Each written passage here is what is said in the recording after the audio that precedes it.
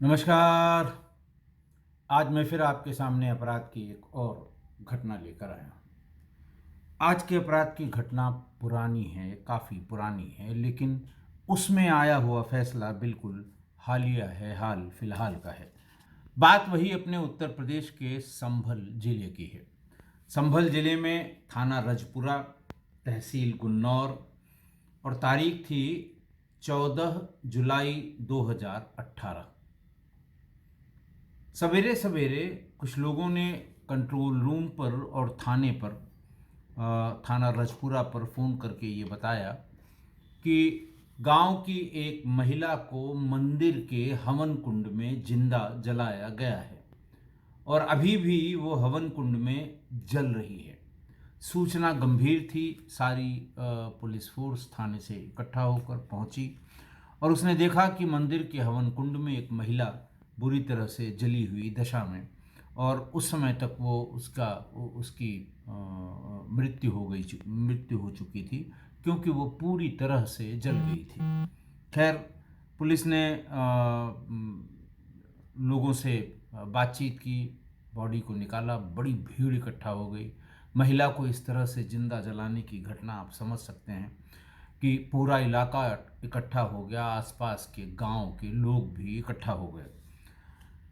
फिर पता करते करते ये पता लगा कि 13 जुलाई 2018 को, यानी जिस दिन घटना हुई है, उसकी जिस दिन सूचना हुई है या जिस दिन पुलिस आई है, उससे बीती रात में, 13 जुलाई की रात में, उस महिला के घर में रात करीब 2:30 बजे 5 लोग पहुंचे और इन 5 लोगों ने उस महिला के साथ पहले मारपीट की और उसके बाद उसके साथ सामूहिक बलात्कार किया। ये बात तब खुली जब महिला की 7 साल की बेटी, जो इस पूरे मामले की चश्मदीद गवाह थी, उससे पुलिस ने बातचीत करनी शुरू की, क्योंकि मौके पर वो थी और एक उसका ममेरा भाई था महिला का। मेरे भाई ने भी बताया कि मुझे इतने बजे फ़ोन गया और मैं यहाँ आया तो बच्ची घर पे सो रही थी, रोते रोते बिलखते बिलखते वो सो गई थी, और महिला, वो मेरी बहन, जो फुफेरी बहन थी, वो वहाँ पर नहीं थी। थोड़ी ही देर में गांव में हल्ला होने लगा कि मंदिर के हवन कुंड में एक महिला जल रही है। हम भी वहाँ पहुँचे और तब ये पता लगा कि मेरी बहन को वहाँ पर हवन कुंड के भीतर लोगों ने जला दिया है।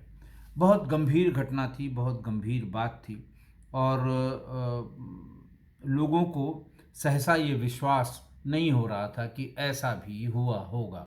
बहरहाल पुलिस ने अपनी जांच पड़ताल शुरू कर दी और ये पता लगा कि गांव के ही रहने वाले 5 लोग, जिसमें आराम सिंह, भोना उर्फ कुंवर पाल, गुल्लू उर्फ जयवीर, महावीर और एक नाबालिग लड़का, ये रात में करीब 2:30 बजे उस महिला के घर घुस गए। महिला का पति नौकरी के सिलसिले में कहीं बाहर रहता था और ये बात गांव में सबको पता थी कि इसका पति नौकरी या मजदूरी के सिलसिले में बाहर रहता है, और शायद इसी का फ़ायदा उठाकर ये सारे लोग वहाँ घुस गए और इन लोगों ने एक एक करके 7 साल की उस बच्ची के सामने उस महिला के साथ बलात्कार किया। महिला बेहोश हो गई और पांचों उसको छोड़कर भाग गए। जैसे ही इन लोगों के नाम पता लगे, और गांव के ही थे, पहचानने में दिक्कत नहीं हुई। एक दो को जिन्हें अच्छी तरह से वो बच्ची पहचानती थी, पुलिस ने दबिश दे के जब उनको गिरफ्तार किया तो ये पता लग गया कि इस पूरे कांड में, इस पूरे कुकर्म में 5 लोग शामिल थे। खैर, होश उसके बाद जब इन 5 लोगों ने उसके साथ ये वहशियाना हरकत की तो वो महिला बेहोश हो गई। थोड़ी देर बाद जब उसको होश आया तो उसने डायल 100 पर, 100 नंबर पर कॉल की, लेकिन कॉल नहीं उठी या कॉल मैच्योर नहीं हुई। उसके बाद उसने अपने ममेरे भाई को कॉल किया और उससे पूरी आपबीती बताई। जब तक भाई और बाकी घर वाले वहां तक पहुंचते, पांचों आरोपी दोबारा उसके घर पर पहुंच गए। उनको शायद इस बात का एहसास हो गया होगा कि अगर इसने पुलिस के सामने मुंह खोला तो सारे लोगों को मुसीबत का सामना करना पड़ेगा। वो पांचों पहुंच गए उसके मुंह में कपड़ा ठूंसा, उसे शारीरिक पूरा दम लगाकर उसे वहाँ से उठाया और उस घर से करीब 20 मीटर की दूरी पर एक मंदिर था।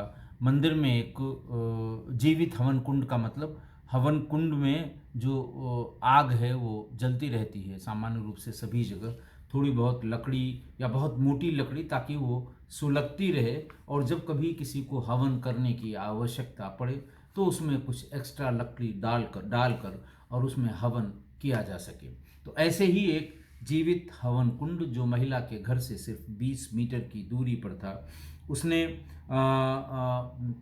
उस हवन कुंड के भीतर उसके हाथ पैर बांधकर, मुंह में कपड़ा ठूंसकर, आसपास से घास फूस और सूखी लकड़ी इकट्ठा करके उस आग को जीवित किया और उस महिला को उसमें जिंदा डाल दिया। जब ममेरा भाई और महिला का परिवार उसके घर पहुंचा तो वो वहां नहीं थी। 7 साल की बच्ची भी रोते रोते सो गई थी। रिश्तेदार महिला को तलाशते हुए जब गांव में पूछताछ करने के लिए गए, तभी ये हल्ला हुआ कि मंदिर के हवन कुंड में एक महिला की लाश जल रही है या एक महिला जल रही है। और ये खबर जंगल में आग की तरह सारे आसपास के गांव में भी फैल गई। देखते ही देखते बड़ी संख्या में लोग वहां इकट्ठा हो गए और तभी उन्हीं में से किसी ने पुलिस को सूचना दी। SP RM. भारद्वाज स्वयं फिर मौके पर कई थानों की फोर्स लेकर पहुंचे। फॉरेंसिक टीम ने साक्ष्य जुटाए। घर में महिला का कीपैड वाला फ़ोन और सारे कपड़े पड़े हुए मिल गए। जांच पड़ताल के लिए कपड़ों को लैब में लाया गया। जांच के दौरान महिला के कपड़ों पर कई व्यक्तियों के सीमन मिले और उसकी डीएनए जांच कराई गई। महिला के लास्ट कॉल के आधार पर पुलिस ने आरोपियों को गिरफ्तार कर लिया। उसके बाद फिर उनका जब सीमेन का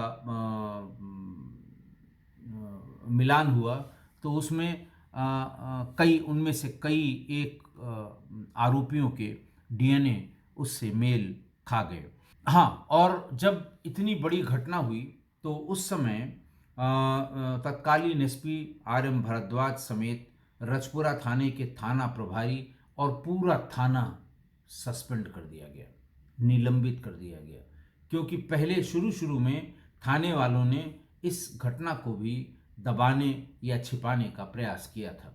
इसे दूसरा रंग देने का प्रयास किया गया था और जब घटना पूरी सामने आई तो इन सभी पुलिस अधिकारियों के सामने के विरुद्ध कार्रवाई की गई। मुख्यमंत्री जी के निर्देश पर तत्काल आर.एम. भारद्वाज साहब जो अब रिटायर हो चुके हैं उनको सस्पेंड किया गया था। टीसीएल चौकी क्षेत्र की ये घटना थी। पूरी चौकी को और थाने के स्टाफ को, जो उस समय डे अफसर थे या जो उस समय कार्यालय में जो एफआईआर लिखने या सूचना लिखने का काम कर रहे थे, इन सबको सस्पेंड कर दिया गया। फिर उसके बाद ट्रायल शुरू हुआ। ट्रायल में सबसे बड़ा काम या सबसे बड़ी गवाही चश्मदीद गवाह 7 साल की उस बच्ची की गवाही थी और दूसरी गवाही थी उसके ममेरे भाई को, जिसको महिला ने मरने से पहले अंतिम कॉल की थी, उसे आप बीती बताई थी। और ये सारी वो कीपैड के उस समय जो मोबाइल फ़ोन चाइनीज़ आया करते थे उसमें इनबिल्ट रिकॉर्डिंग की सुविधा रहा करती थी कि आप के ऊपर नहीं है कि आप कौन सी कॉल रिकॉर्ड करें कौन सी न करें। आज भी जो कीपैड वाले आपको मोबाइल फ़ोन मिलेंगे चाइनीज़ मेक के, उसमें सुओ मोटो यानी अपने आप ही इनबिल्ट ही सारी कॉल्स रिकॉर्ड हो जाती हैं। तो वो महिला और उसके ममेरे भाई के अंतिम कॉल की रिकॉर्डिंग भी उसकी मोबाइल फ़ोन पर मिल गए और इसको डाइंग डिक्लेरेशन की तरह ट्रीट किया गया, क्योंकि मौसेरे भाई को उसने पूरी आप बीती बताई थी कि जो लोग आए थे उनका नाम, जो उन्होंने कहा था, उनकी बात, उसके बाद कैसे कैसे सब ने उसके साथ एक एक करके दुराचार किया, कैसे उस नाबालिग लड़के ने भी, जो आरोपी था, उसने भी उसके साथ दुराचार किया और उसके बाद उसने कहा मुझे कुछ याद नहीं रह गया, मैं बेहोश हो गई थी। और इतना सब कहने के बाद जब मेरे भाई ने कहा कि परेशान मत हो बहन, मैं अभी सबको लेकर वहाँ पहुँच रहा हूँ, और उसी के बाद फिर वो सब वापस आए और उसे उठाकर हवन कुंड में उसने जिंदा ही उसे जला दिया गया। तो ये बड़ा भारी इलेक्ट्रॉनिक एविडेंस था। दूसरा, मेरे भाई की वो जो आवाज़ थी उसकी रिकॉर्डिंग की सैम्पलिंग कराई गई, और अंतिम कॉल की रिकॉर्डिंग में मृतका और उसके ममेरे भाई की जो बातचीत हुई थी उसको बड़े एविडेंस की या मजबूत एविडेंस के तौर पर देखा गया। लेकिन उसके साथ साथ जो उसकी 7 साल की बच्ची ने इस सारे घटनाक्रम को अपनी आंखों से देखा था, उसको भी चश्मदीद गवाह के बतौर पेश किया गया। और जब ट्रायल के समय उसकी गवाही हो रही थी तो वो 11-12 साल की हो गई थी।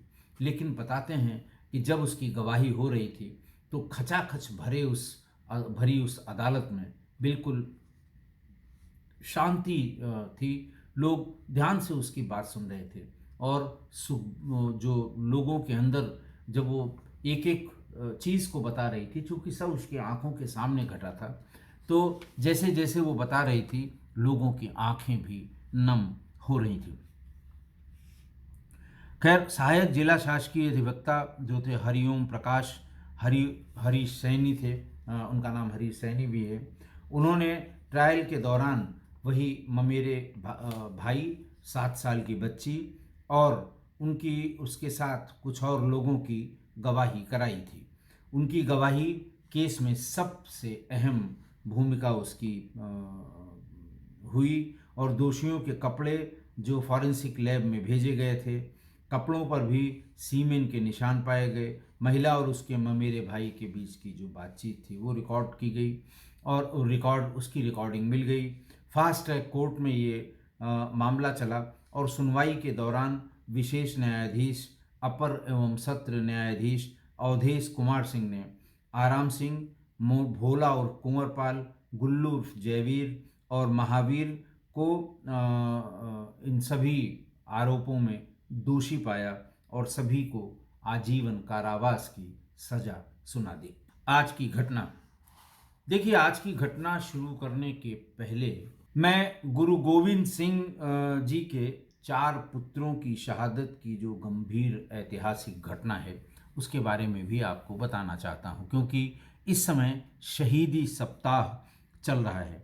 यानी 21 से और 27 तारीख दिसंबर के बीच में गुरु गोविंद सिंह साहब के जो 4 साहिबजादों के साथ हुआ था, जो जो ये शहीद हुए थे उस समय के शासकों के, मुग़ल शासकों से युद्ध के और विश्वासघात के कारण। तो ये पूरा सप्ताह शहीदी सप्ताह, शहीदी बाल दिवस सप्ताह के रूप में मनाया जाता है।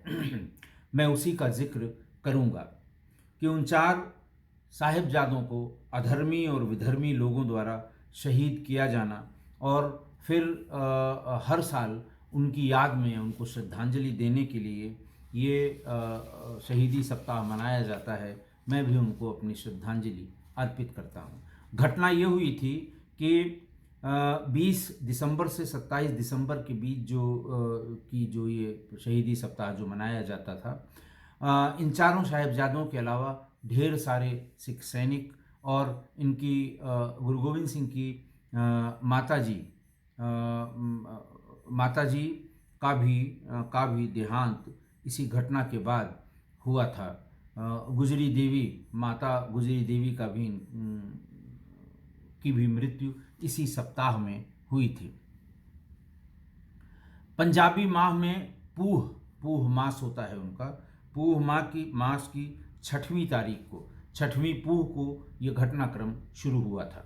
गुरु गोविंद सिंह साहब से सरसा नदी पर विश्वासघात हुआ, और चमकौर साहिब की लड़ाई में जो 21 और 22 दिसंबर को हुई थी उसमें बड़े साहिबजादे बाबा अजीत सिंह जिनकी उम्र 18 साल, बाबा जुझार सिंह जिनकी उम्र 14 वर्ष थी, और 40 सिख ये पहले दिन 6th ऑफ पूह महीना जो पंजाबी महीना होता है उसमें पहले दिन इनकी शहादत हुई थी।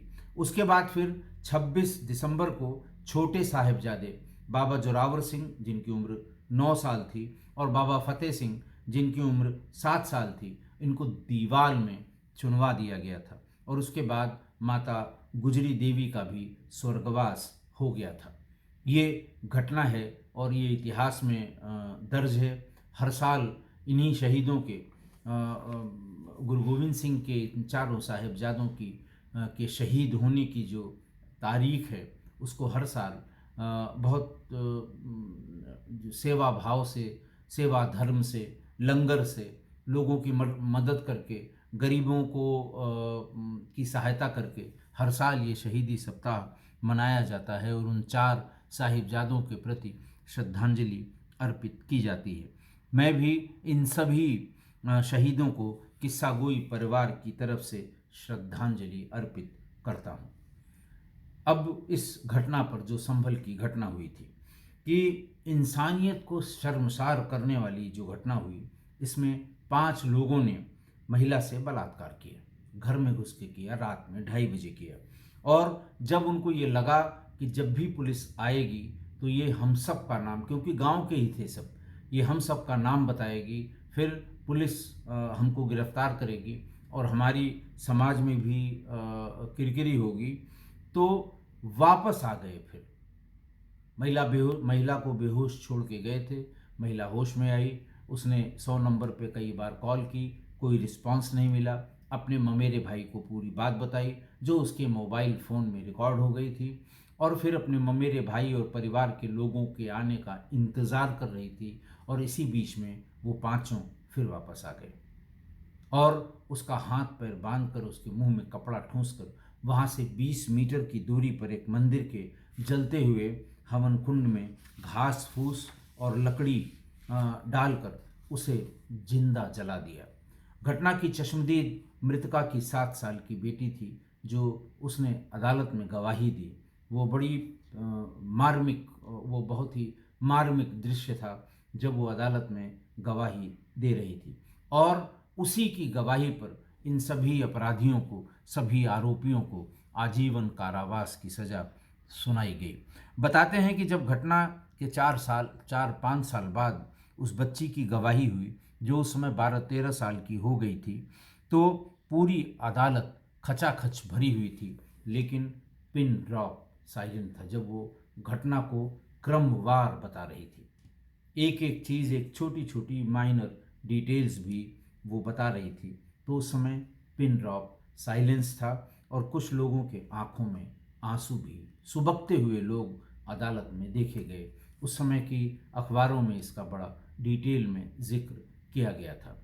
और हालांकि इस आजीवन कारावास से उनके परिवार वाले बहुत संतुष्ट नहीं हैं, क्योंकि वो शुरू से ही इन सभी अपराधियों को फांसी की मांग करते चले आ रहे हैं। अभी वो जो नाबालिग आरोपी है उसका केस अभी चल ही रहा है, लेकिन आप जानते हैं कि उसमें 3 साल से अधिक की सज़ा हो नहीं पाएगी।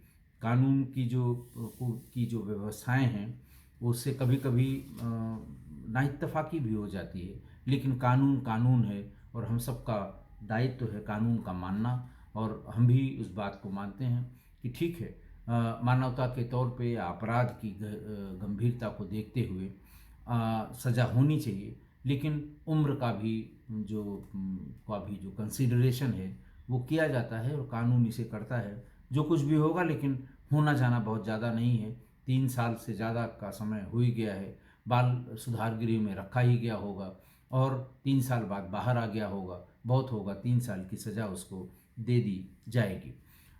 तो अब वही कहते हैं ना कि जैसी करनी वैसी भरनी। आप जानते हैं कि कबीर ने भी, तुलसी ने भी, सब ने जैसी करनी वैसी भरनी के बहुत ढेर सारे एग्जाम्पल भी दिए हैं और दोहों और चौपाइयों से इनका बखान भी कहा, इनका बयान भी किया है। जैसे कबीर दास जी ने लिखा है कि कबीरा तेरी झोपड़ी गलकटियन के पास, कि जो जो जो तुम्हारे कर्म हैं, वो तुम्हारा जो फेट है, तुम्हारा जो भाग्य है, वो उसको डिसाइड करेंगे। और तुलसी बाबा तो कहते ही हैं जैसी करनी वैसी भरनी। कई जगह उन्होंने इसका जिक्र भी किया है।